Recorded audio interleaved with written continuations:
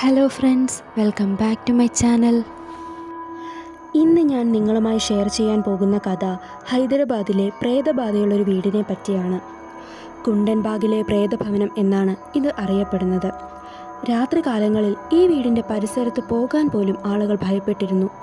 രാത്രികാലങ്ങളിൽ ആ വീടിൻ്റെ പരിസരത്തു കൂടെ പോയവർ അവിടെ പല അമാനുഷികമായ കാര്യങ്ങൾ കണ്ടതായും പറയുന്നു. കുണ്ടൻബാഗിലെ പ്രേതഭവന കഥ ഇങ്ങനെയാണ്. ഒരു കാലത്ത് ഒരു സ്ത്രീയും അവരുടെ 2 പെൺമക്കളും ആ വീട്ടിൽ താമസിച്ചിരുന്നു.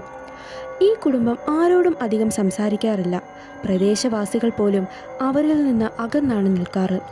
രാത്രികാലങ്ങളിൽ പ്രദേശവാസികൾ ഒരു കാഴ്ച കാണാറുണ്ടായിരുന്നു. ആ വീട്ടിലെ അമ്മയും 2 മക്കളും കയ്യിൽ മെഴുകുതിരികളും പിടിച്ച് വീടിൻ്റെ ഇടനാഴികളിൽ കൂടി നടക്കുന്നു. എല്ലാ രാത്രികളിലും ഇത് പതിവായിരുന്നു. അതുമാത്രമല്ല, അവരുടെ വീടിൻ്റെ പല വശങ്ങളിലും രക്തം പുരണ്ട കുപ്പികളും തൂക്കിയിട്ടിട്ടുണ്ടായിരുന്നു. അങ്ങനെ ഇരിക്കെയാണ് ഒരു കള്ളൻ ആ വീട്ടിൽ മോഷ്ടിക്കാനായി കയറുന്നത്. മോഷ്ടിക്കാൻ കയറിയ അയാൾ കാണുന്നത് ആ അമ്മയുടെയും 2 മക്കളുടെയും അഴുകിയ ശവശരീരങ്ങളാണ്. പേടിച്ചു പോയ അയാൾ ഉടനെ പോലീസ് സ്റ്റേഷനിൽ വിവരമറിയിക്കുന്നു. പോലീസ് അന്വേഷണത്തിൽ 3 6 മാസം മുമ്പ് മരിച്ചതായി കണ്ടെത്തി.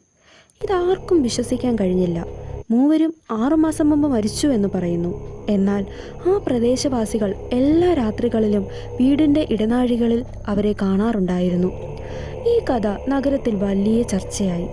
വീട്ടിൽ വിചിത്രമായ പ്രേതബാധകൾ ഉണ്ടെന്ന റിപ്പോർട്ടുകൾ വന്നതോടെ ഹൈദരാബാദിലെ ഏറ്റവും ഭയാനകരമായ സ്ഥലങ്ങളിലൊന്നായി ഇത് പ്രശസ്തി. ഇതുപോലെയുള്ള വീഡിയോസിനായി എൻ്റെ ചാനൽ സബ്സ്ക്രൈബ് ചെയ്യുക.